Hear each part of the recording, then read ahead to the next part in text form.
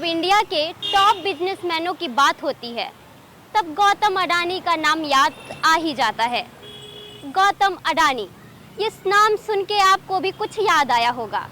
नमस्कार, मैं हूं अंकिता मिश्रा और आप देख रहे हैं दंगल टुडे।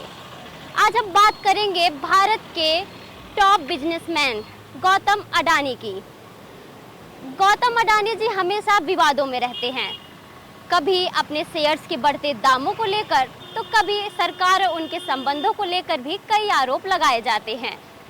चलिए जानते हैं गौतम अडानी के शुरुआती दौर, सक्सेस और आरोपों को।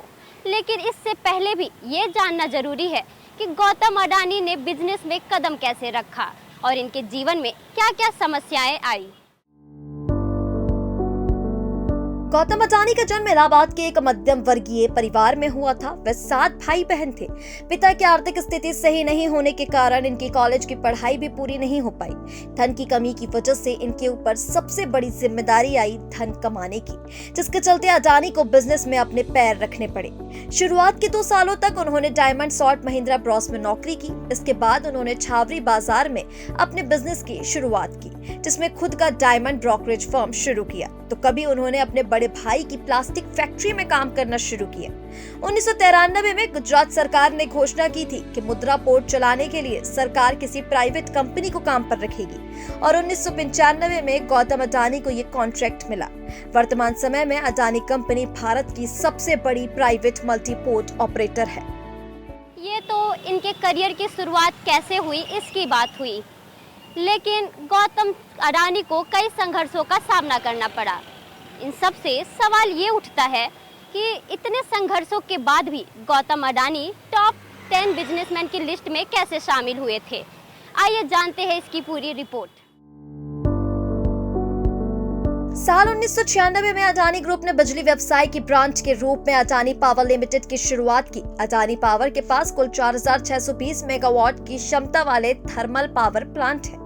इसके बाद 2006 में गौतम अडानी ने बिजली बनाने का काम शुरू किया।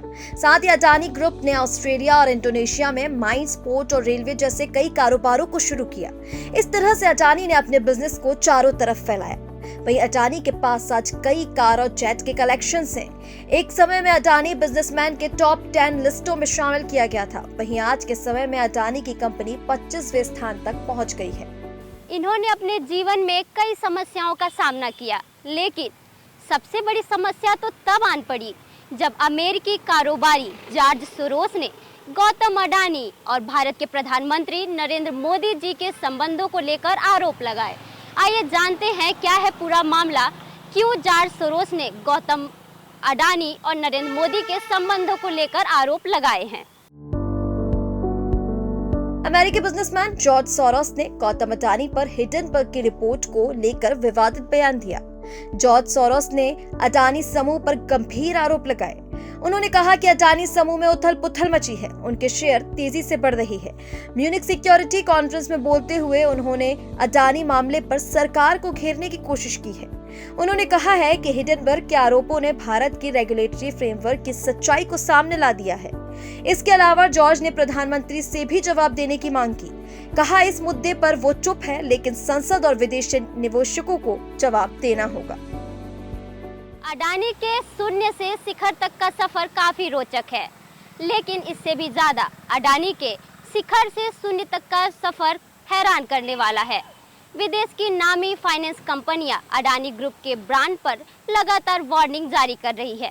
वहीं दूसरी तरफ संसद में विपक्ष टीम लगातार अडानी पर लगे आरोपों की जांच की मांग कर रही है। अडानी ग्रुप पर अब पॉलिटिक्स शुरू हो गई है, तो जिससे सारी दुनिया की नजर अब अडानी ग्रुप पर ही है। तो अब सवाल ये होता है कि अब अडानी ग्रुप का आगे क्या होगा। आज के लिए बस इतना ही। ऐसे ही खबरों के लिए बने रहे दंगल टुडे पर।